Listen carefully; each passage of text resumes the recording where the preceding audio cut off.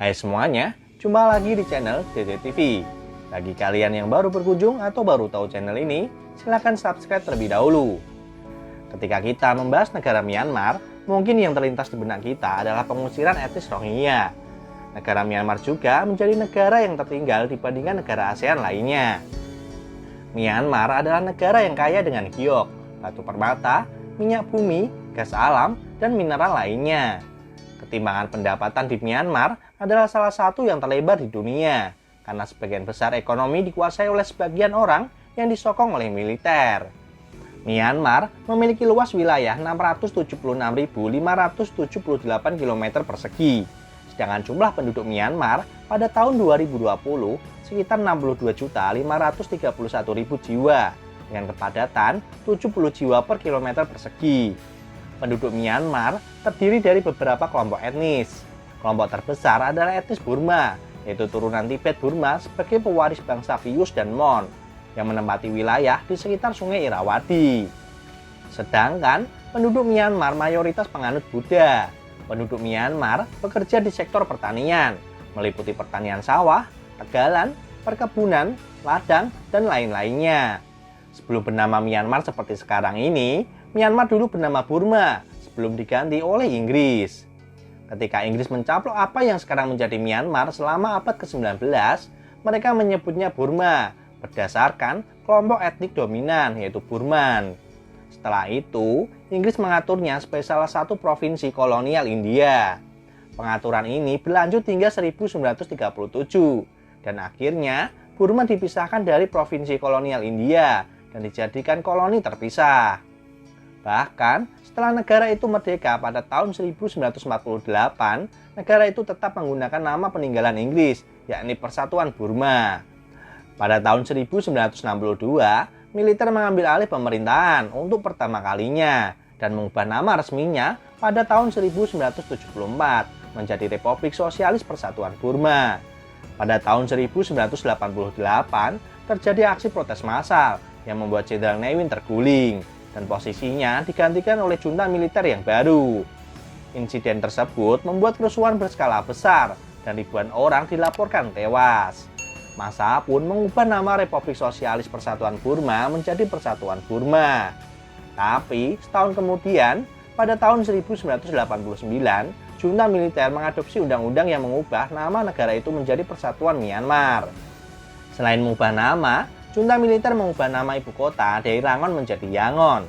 Namun, pada tahun 2005, ibu kota dipindah ke Naypyidaw. Saat mengubah nama negara, militer mengatakan bahwa mereka berupaya meninggalkan nama yang diwarisi dari masa kolonial. Selain itu, pihak militer juga berdalih perubahan nama itu untuk menyatukan 135 kelompok etnis yang diakui secara resmi, bukan hanya orang Burman. Para pengkritik mengecam langkah tersebut dengan alasan bahwa Myanmar dan Burma memiliki arti yang sama dalam bahasa Burma. Pada tahun 2010-an, rezim militer memutuskan transisi negara menuju demokrasi. Meski angkatan bersenjata tetap kuat, lawan politiknya dibebaskan dan pemilihan umum pun diizinkan. Pada tahun 2015, Partai Liga Nasional untuk Demokrasi pimpinan Aung San Suu Kyi memenangi mayoritas kursi di parlemen Myanmar. Ketika debat Myanmar versus Burma menjadi kurang terpolarisasi, sebagian besar pemerintah asing dan organisasi internasional memutuskan untuk mengakui Myanmar sebagai nama resmi. Sebelum merdeka dari Inggris, Myanmar adalah salah satu negara bagian India. Saat itu, mata uang Myanmar adalah rupiah. Namun, saat ini mata uang resmi Myanmar adalah kyat. Satu kyat dibagi menjadi 100 pya. Namun, pya hanya mewakili sejumlah kecil uang sehingga jarang digunakan. Myanmar memiliki banyak etnis yang tinggal di dalamnya. Namun, akhir-akhir ini yang paling santer didengar oleh dunia adalah etnis Rohingya, karena terjadi pembantaian terhadap etnis tersebut. Etnis Rohingya minoritas muslim terbesar setelah mengalami diskriminasi, represi, dan kekerasan di Myanmar selama puluhan tahun. Meskipun etnis ini sudah menduduki wilayah Rakhine selama beberapa generasi, status kependudukan mereka ditolak oleh pemerintah Myanmar dan menjadikan mereka sebagai salah satu penduduk tunanegra terbesar di dunia. Kendati sudah banyak korban berjatuhan, otoritas Myanmar masih terus menegaskan genosida yang dilakukan oleh pihaknya.